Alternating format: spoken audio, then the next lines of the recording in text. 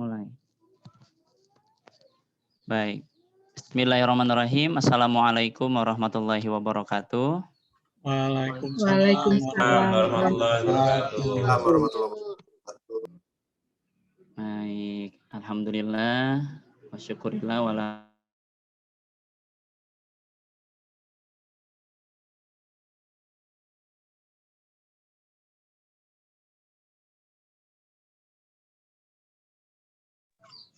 Putusnya. Oke, sorry. Aduh, gimana ini ya? Saya tidak Putus mendengar ya suara Pak jaringannya Ahmad. ya. Baik, bismillahirrahmanirrahim. Assalamualaikum warahmatullahi wabarakatuh. Waalaikumsalam warahmatullahi wabarakatuh.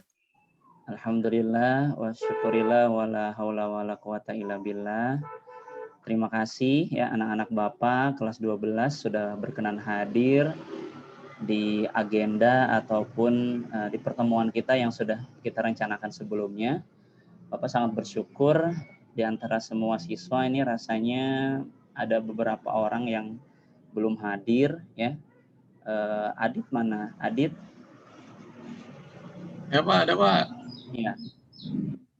Pertemuan kemarin tidak masuk, Bapak dengar sakit ya?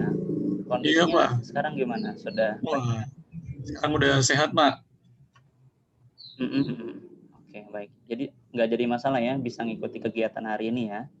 Iya Pak. Baik. Febrina kemarin izin kemana ya waktu pertemuan yang sebelumnya? Febrina. Ya Pak. Kemarin waktu pertemuan kemarin. Iya, ada itu nikahan sepupu saya Pak.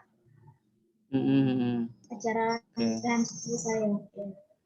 Oke. Baik, tapi sekarang bisa ya sampai Ya, pembelajaran bisa, ini berakhir ya. Oke, insya Allah. Baik anak-anak Bapak, secara umum alhamdulillah sebagian besar dari kita sudah hadir. Nanti ada beberapa yang tadi sudah WA Bapak dikarenakan kendala jaringan. Kita mulai kegiatan hari ini dengan membaca doa terlebih dahulu di dalam hati sesuai dengan agama dan kepercayaannya masing-masing ya. Berdoa dipersilahkan. Bismillahirrahmanirrahim. Oke. Bapak mau menampilkan screen ya, bisa dilihat semuanya? Bisa Pak. Bisa ya. Oke. Baik. Ada beberapa tampilan, ada beberapa gambar yang Bapak coba perlihatkan pada kalian yang berkaitan dengan kegiatan kita hari ini. Ini gambar yang diambil oleh salah seorang fotografer ya ketika peristiwa 1998. Coba kalian perhatikan beberapa foto di bawah ini. Ribuan mahasiswa menduduki gedung MPR DPR saat unjuk rasa yang menuntut Presiden Soeharto mundur sebagai Presiden RI.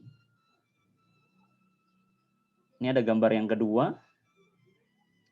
Ada yang menarik di sini, ya.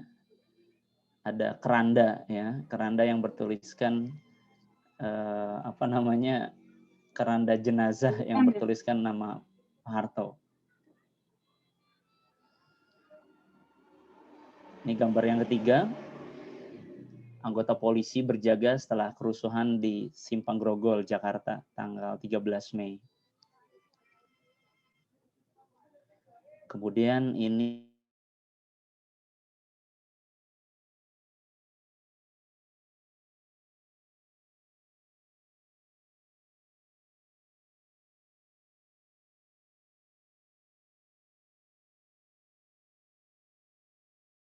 kemudian itu gambar yang terakhir, seorang pejalan kaki memanggul kardus melewati sisa mobil yang terbakar di pertokoan. Ini tanggal 14 Mei 1998. Ini gambar tentang ataupun gambar dari gedung DPR. Baik, sampai sini kira-kira ada yang punya pendapat ataupun apa yang terbayang terlintas dalam pikiran kalian setelah melihat gambar-gambar ini? Boleh cepat saja, silakan. Saya Pak. Siapa? Saya Elin ya. Pak. Elin, apa yang bisa Elin sampaikan? Dari gambaran yang Bapak tampilkan itu tentang peristiwa reformasi itu kayaknya benar-benar sebuah revolusi ya Pak, karena benar-benar seluruh rakyat bergerak untuk meminta Pak Harto mundur. Bukan hanya mahasiswa aja, tapi kayaknya rakyat berpesta pora ya, dengan adanya juga peristiwa kerusuhan-kerusuhan itu. Jadi kayaknya itu reformasi menjurus kepada revolusi Pak. Oke. Karena benar-benar ya. Kata kuncinya reformasi menjurus pada revolusi ya. Revolusi. Ya. Oke, makasih Elin. Pernyataan yang sangat bagus. Satu lagi, ada yang mau berpendapat terkait dengan foto-foto ini? Saya Pak. Boleh siapa saja? Siapa Boleh itu? Sudah, Ibu Dewi aja sudah. Dewi ya. Oke, Dewi, silakan Dew. Ya Pak, kalau saya lihat tadi Pak, reformasi ini nanti ujung-ujungnya jadi reformasi ya Pak ya. Karena dengan adanya reformasi, ya kan itu langsung naik harga-harga Pak. Jadi reformasi ini imbasnya ke ekonomi Pak, menurut saya. Oke. Jadi ada sangkut pautnya, ada hubungannya nanti dengan keadaan ekonomi yang semakin sulit gitu ya, Dewi ya. Oke, baik. Terima kasih Dewi atas tanggapannya ataupun atas pernyataannya, begitu pun dengan Elin. Kenapa kemudian Bapak menampilkan hal ini? Karena memang materi yang akan kita bahas, yang akan kita diskusikan adalah tentang kehidupan politik dan ekonomi masa Orde Reformasi. Ya. Ketika kita bicara tentang Orde Reformasi, maka kita akan bicara tentang bagaimana Orde Baru berakhir. Dan foto-foto tadi menampilkan tentang proses peralihan itu. Dari Orde Baru menuju Orde Reformasi. Nah, apa sih manfaatnya bagi kita sebagai seorang pelajar, sebagai seorang pemuda, kalau kita mempelajari tentang reformasi ini? Kira-kira ada yang mau berpendapat tidak? Zaidan boleh, atau Fani yang lainnya, kira-kira apa sih Ya saya Pak. belajar ini? Ya silakan Saya Zaidan. Pak. Ya, kalau melihat dari peristiwa reformasi itu Pak, saya lihat ke belakang lagi bahwa setiap orde itu ketika dia itu sudah keluar dari apa itu Pak, rel pemerintahannya tidak sesuai dengan kehendak rakyat, maka pasti itu konsekuensinya akan digulingkan Pak oleh rakyat. Mungkin seperti itu Pak. Oke. Jadi ketika sudah keluar dari relnya, tunggu rakyat untuk bergerak seperti itu ya. Pak, betul Pak. Bagus juga ya. Ini luar biasa jawaban dari Zaidan. Ya itu satu saja manfaatnya. Tentu manfaat lainnya juga nanti bisa kita dalami, bisa kita kemudian ambil hikmah setelah nanti kita mereview materi ini secara keseluruhan. Nah, ada motivasi dari Bapak ya. Ada gambar yang cukup menarik nih yang Bapak dapatkan di internet. Ada sebuah gambar manusia yang jalan ke sebelah kanan banyak sekali, kemudian yang jalan ke sebelah kiri hanya satu orang. Nah, captionnya itu seperti ini. Banyak orang yang salah jalan tapi merasa tenang ya. Karena banyak teman yang sama-sama salah. Nah, beranilah untuk menjadi benar walau sendirian. Jadi kita jangan takut sendiri ya. Dan kita jangan terlalu gembira ketika kita bersama-sama. Yang harus menjadi patokan kita itu adalah benar atau tidak. Kalau kita salah, walaupun kita ramai, maka sejatinya kita sendiri. Ya, tapi kalau kita benar, walaupun kita sendiri, maka sejatinya kita tidak pernah sendiri. Nah, anak-anak Bapak, ya, baik yang laki-laki ataupun yang perempuan, tanamkan perasaan ini pada kalian. Belajar dari materi kita hari ini, bahwa kita harus belajar untuk mau menjadi benar. Bahwa ternyata menjadi benar itu tidak mudah, pasti. Ya, karena itu sudah merupakan kepastian. Di mana sih sesuatu yang benar itu mudah kan tidak ada. Tapi nanti akan berbalik pada kita dengan sesuatu yang lebih baik. Ya. Jadi itu poin motivasi yang bisa Bapak sampaikan. Nah, adapun tujuan pembelajarannya ada dua ya. Yang pertama nanti Bapak kita sama-sama belajar untuk mengidentifikasi informasi karena banyak sekali informasi yang berseliweran terkait dengan kehidupan politik dan ekonomi. Lalu kemudian menganalisis ya dari sekian banyak informasi itu mana sih yang sesuai, mana yang relevan, mana yang tidak. Lalu kemudian nanti di akhir Bapak akan minta untuk dijelaskan oleh kalian yang melalui presentasi. Oke, kita akan mulai dari pengertian dasar dari reformasi. Ya, reformasi itu secara umum berarti perubahan secara drastis ya untuk perbaikan di segala bidang ya, baik bidang sosial, politik ataupun agama. Nah, ini pernyataan yang ada dalam Kamus Besar Bahasa Indonesia. Kemudian yang menjadi faktor pendorong terjadinya reformasi ini setidaknya ada 4 hal ya.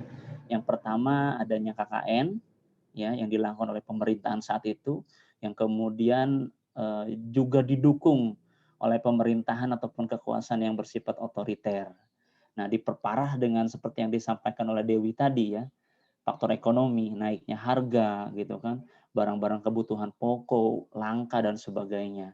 Nah, 3 hal itu kemudian menjadi titik puncak kemarahan masyarakat sehingga muncul kerusuhan tanggal 13 dan 14 Mei 1998 yang itu nanti melumpuhkan secara umum perekonomian masyarakat di Indonesia. Nah, ini yang kemudian menjadi faktor pendorong terjadinya reformasi saat itu.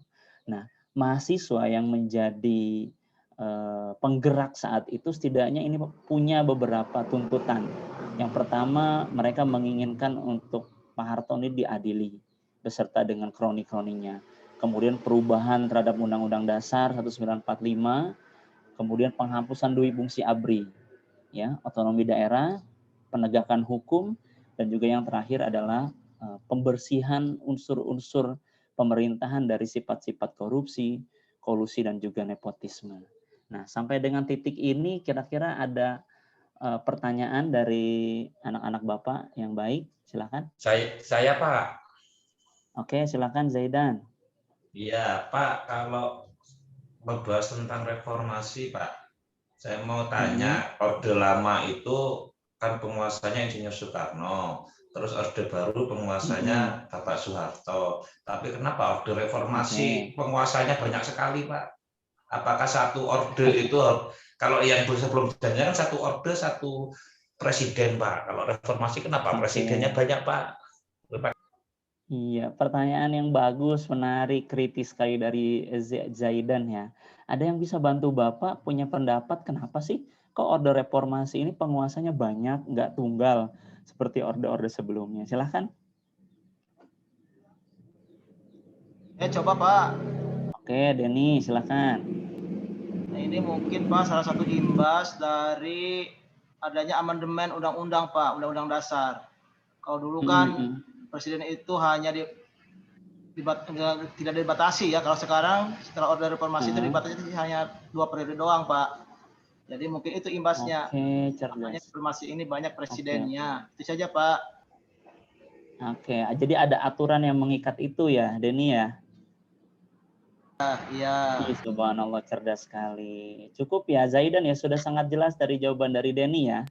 Iya, cukup Pak. Oke, luar biasa ini. Ini kalau nggak dibatasi nih, sebenarnya Denny ini pintar sekali ya. Cuman nih kita akan masuk ke agenda yang selanjutnya, yang sudah Bapak share loh kemarin itu, di 3 hari yang lalu di di WA group kita, juga di Google Classroom, yang di LKPD kita sudah bahas waktu itu terkait dengan agenda presentasi dari masing-masing kelompok ya. Bapak sudah bagi kalian jadi 4 kelompok. Nanti setiap kelompok akan menyampaikan tentang bagaimana sih kehidupan politik dan ekonomi di masa reformasi ini disesuaikan dengan presiden-presiden yang menjabat ya pada masa reformasi. Tapi kita batasi hanya sampai pada masa pemerintahan Bapak Susilo Bambang Yudhoyono. Jadi ada 4, Pak B.J. Habibie, lalu kemudian nanti dilanjutkan dengan Abdurrahman Wahid, Bu Megawati, dan terakhir nanti dengan Pak SBY. Nah, untuk yang kelompok pertama, ini kelompoknya Pak B.J. Habibie ya. Tadi Bapak sudah dapat konfirmasi dari kelompok 1, nanti Elin yang akan menyampaikan terkait dengan materinya. Elin sudah siap? Insya Allah siap, Pak. Oke, ini Bapak bantu buat tampilkan ininya ya, untuk tampilkan tampilannya sebentar. Bisa dilihat nggak oleh anak-anak yang lain? Belum Pak. Belum ya. Oke, sebentar ya. Nah, ini dia. Kenapa Agus sakit? Dia pilek, Pak. Pileknya, awas hati-hati ya, pakai masker ya. Oke, sekarang sudah bisa Sinyal, dilihat Pak. ya. Sudah, Sudah bisa Pak. dilihat ya. Oke, sebentar nih. Kita mulai dari Elin dulu nih, ya. Oke. Elin bisa mulai dari poin yang pertama dulu ya, terkait dengan kebijakan politik. Oke, silakan. Yang dilakukan pada masa Pak Habibie. Silakan Elin. Yang pertama itu kebijakan politiknya, Pak Habibie itu memisahkan antara polisi dan ABRI, Polri dan ABRI ya. Kemudian ABRI itu karena itu nuansanya orde baru, akhirnya ABRI dirubah menjadi TNI. Jadi benar-benar dijadikan sebagai tentara nasional ya, karena di dalam reformasi di fungsi ABRI dihapuskan, makanya sama Pak Habibie ABRI diganti menjadi TNI. Yang kedua, mengurangi jumlah anggota ABRI di MPR ya. Dalam bidang ekonomi, Pak Habibie ternyata membuat kebijakan, pertama melikuidasi bank bermasalah, merekonstruksi perekonomian nasional, merekapitulasi perbankan dan menurunkan inflasi. Yang keempat, mengesahkan undang-undang perlindungan konsumen. Yang kelima, mengesahkan undang-undang larangan praktik monopoli. Yang keenam, menaikkan nilai tukar rupiah, membentuk Badan Penyihatan Perbankan Nasional. Itu Pak, kebijakan zaman Pak Habibie. Bagus ya, tapi semua anggota kelompok mengerjakan nggak Elin? Semuanya kerjasama Alhamdulillah kan? mengerjakan Pak. Alhamdulillah mengerjakan. Jadi tidak ada jadi tim penggembira, tidak ada orang yang jadi, semua bekerja Pak. Oke, terus ini Bapak tertarik nih yang kegiatan 2 dari kelompok Elin ya. Ini kan kontekstual nih Bapak coba bawa ke kehidupan sekarang. Analisa kelompok kalian, apa sih kontribusi yang bisa kalian berikan? Bapak pengen coba Elin jelasin tentang poin yang pertama saja, agent of change itu maksudnya apa sih Elin? Jadi agen perubahan maksudnya begini Pak, kan pemuda itu kan menurut PBB itu kan umur 14 sampai 28 tahun ya. Jadi benar-benar pemuda itu diharapkan sebagai agen perubahan di sebuah negara ya, karena pemuda ini lebih dalam pola pikir, kemudian dalam ketahanan tubuh juga lebih utama dibandingkan sama orang-orang tua. Jadi suatu bangsa pasti membutuhkan sebuah pemuda untuk merubah keadaan di negaranya. Itu Pak. Jadi keadaan yang lebih baik lagi di masa yang akan datang. Baik, luar biasa. Makasih ya. Tepuk tangan dong buat kelompok 1 nih, Elin dan kawan-kawan nih. Oke, satu orang saja dulu dari kelompok mana saja. Silakan boleh menanggapi atau boleh bertanya. Tapi dikontrol waktunya ya, sebentar lagi habis nih waktunya. Silakan, boleh satu orang saja, boleh menanggapi, boleh bertanya. Saya Pak, boleh nggak Pak? Oke, silakan Adit dari kelompok 3 ya. Iya Pak, kelompok 3. Oke, silakan. Menanggapi sedikit aja Pak. Kalau kita lihat pemuda waktu itu, kayaknya kompak-kompak ya Pak. Kok pemuda sekarang kok sukanya tawuran Pak? Malah jadi tawuran-tawuran Pak. Bingung saya Pak mau ngikutin yang mana. Oke. Elin, gimana tuh tanggapannya teman-teman di kelompok 1? Kenapa kok sekarang agak beda katanya nih? Itu kurangnya rasa persatuan Pak. Lebih banyak mereka mementingkan kelompoknya daripada kepentingan bangsa dan negara. Oh gitu, ada ego berarti ya? Iya betul Pak. Oke, satu orang lagi boleh ditanggapi, kayaknya menarik ini. Boleh sebentar saja silakan. Siapa yang mau menanggapi satu orang? Saya Pak. Jidan suka tawuran, awas jangan ya. Enggak Pak. Tawuran nih Pak. Iya, gimana tanggapannya Zaidan? Kalau menurut saya memang pemuda ini sangat berperan sekali dalam segala hal, Pak. Dan itu saya juga teringat sama pendapatnya Pak Karno, Pak. Beri saya pemuda maka akan saya guncang dunia. Itu sangat benar sekali, Pak. Dan itu terbukti dari Orde Lama, Orde Baru itu yang menjatuhkan itu dari gerakan-gerakan pemuda, Pak. Ya, jadi pemuda itu memang pemikirannya itu sangat apalah, Pak, istilahnya itu progresif, kok gitulah, Pak. Kayaknya seperti itu. Jadi memang kalau pemuda kita itu salah didikannya itu bisa berbahaya juga, Pak. Karena memang peran pemuda ini sangat penting dalam kehidupan berbangsa dan bernegara. Mungkin seperti itu, Pak. Oke, baik. Luar biasa ya jawabannya. Makasih banyak Zaidan ya, Adit, dan juga teman-teman yang lain. Oke, mungkin kelompok 1 cukup ya, Elin ya? Ya, Pak. Baik, terima kasih ya untuk kelompok 1, kelompok 2, kelompok 3 dan kelompok 4 yang sudah menyampaikan presentasinya. Kita sampai pada tahap akhir, kita akan membuat resume. Yang pertama, poin yang pertama tentu masa reformasi ini merupakan titik tolak penting ya dalam kehidupan berbangsa dan bernegara di Indonesia. Karena disinilah sisi-sisi demokrasi mulai tumbuh berkembang di kehidupan masyarakat.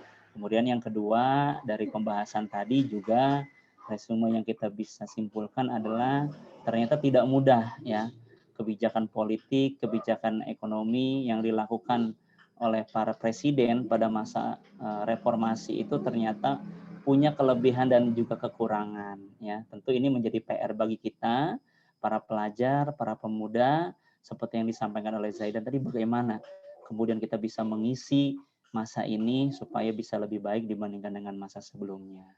Baik, terima kasih Bapak, kira cukup ya untuk pertemuan hari ini. Luar biasa, boleh aplaus untuk kita semuanya. Tepuk tangan untuk kita semuanya anak-anak. Luar biasa. Oke, sebagai penutup izinkan Bapak untuk ngasih kata-kata ini nih, bukan jeruknya ya, tapi kata-katanya aja. Belajar sejarah memang tidak akan bisa merubah apa yang sudah terjadi di masa lalu. Tapi belajar sejarah bisa memperbaiki apa yang akan terjadi di masa depan. Nah, nanti ini di masa depan, minggu depan lebih tepatnya kita akan belajar tentang peran Indonesia ya dalam perdamaian dunia. Nah, besok tuh ya minggu depan kita akan belajar tentang itu. Nanti bertahun-tahun yang akan datang, anak-anak kita, cucu-cucu kita yang akan belajar tentang apa sih yang sudah kita berikan di masa sekarang. Tetap semangat semuanya, tetap menjadi insan pembelajar. Jangan lupa untuk jaga kesehatan terutama di masa pandemi kali ini. Terima kasih sekali lagi Bapak sampaikan. Kita tutup dengan hamdalah. Alhamdulillahirabbil alamin. Alhamdulillahirabbil alamin. Assalamualaikum warahmatullahi wabarakatuh. Waalaikumsalam warahmatullahi wabarakatuh. Terima kasih Pak Ahmad. Terima kasih Pak Ahmad.